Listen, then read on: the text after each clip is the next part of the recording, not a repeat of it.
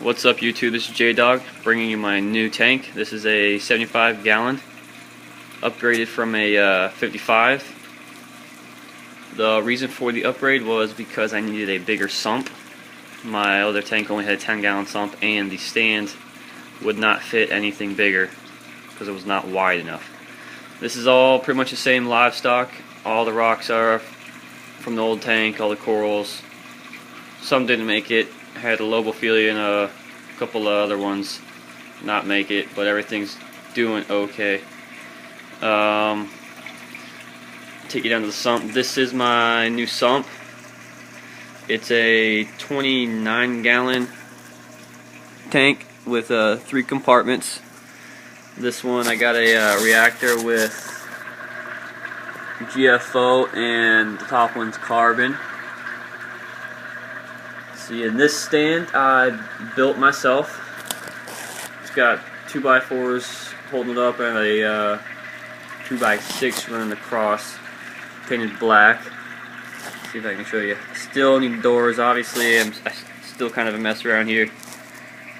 Need to get everything organized better and put doors on and cover it up.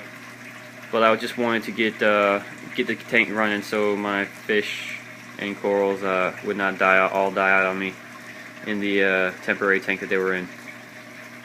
So everything looks nice now. I got my auto top-off system running Kalkwasser in my auto top-off system. I took someone's advice from YouTube and started mixing my calc, which I got from Bulk Supply, and using this white vinegar stuff, which really does help it dissolve better into more of a clearer solution. And so that's that. Take you up. Let's see. This is the GFO stuff I'm using, made by Continuum ferric oxide. That's what I've been using. Haven't tested it yet to find out if it actually works, but that's what I've been using. Taking you back up. I did go bare bottom with this tank. I just was not able to keep my sand bed clean in my other tank. I went through several sifter gobies and none of them really survived on me. So my sand bed was always brown and getting a little bit of red algae all over it. And so this is what I did now to help combat that. This, I heard, is really easy to clean. All the stuff settles and gets siphoned out easily. So hopefully my nutrient levels will stay really low and I won't have an algae problem any longer. Some of the corals still recovering from their couple weeks inside the 40 gallon temporary tank. Some of my rocks I did stick together. I know I put it in a bad spot so where it's really visible, but that was the only decent spot where the rocks would connect to each other. So pagoda coral, got a couple of small heads, but that one's still recovering. Galaxia. There's a red Monty cap back there that's pretty much bleached out, but there's still some polyp extension. Hopefully that comes back. My purple mushrooms. A pipe organ that was pretty much taken out by the algae. A trumpet, kryptonite trumpet coral, and Duncan's. And I'm putting my zoanthic garden up here. Going to cover its upper level with a zoanthids. That coral is a blue something bird's nest. Picked it up yesterday. I had my water tested and everything was really good actually, except for slight nitrates. Calcium was at like 480. Carb hardness was DKH was at 11. pH was 8.3. So everything tested out pretty perfect. So I went ahead and got another coral.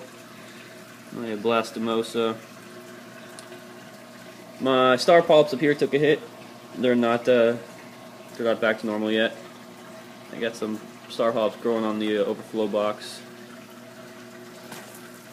Took that idea from Jay Madden.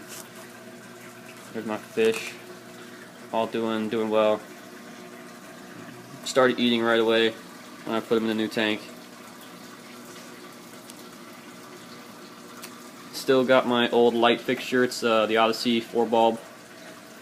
fixture is only like I think it was only like 80 bucks, and it grows corals fairly well for the price. I was thinking about adding 2 more bulbs because I have another fixture, just to get more light penetration into this deeper tank, because I think it's a few inches deeper than the 55 I had. Definitely wider, which was really what I needed to keep the back glass from getting covered in algae like my other tank. With this setup and the way I set up my rocks, I have easy access with a scraper to keep the back glass clean and to really keep every part of the tank clean. So I plan on this tank looking really healthy once everything gets going. This tank I took from my switched it out with my cichlid tank. Not in the best shape, as you can tell. There were some white spots on it that I could not get off. So, but I'm gonna have to live with that because I didn't want to spend another $200 on a tank. Okay, that's my tank. Just let me leave some comments below. Let me know what you think. Later.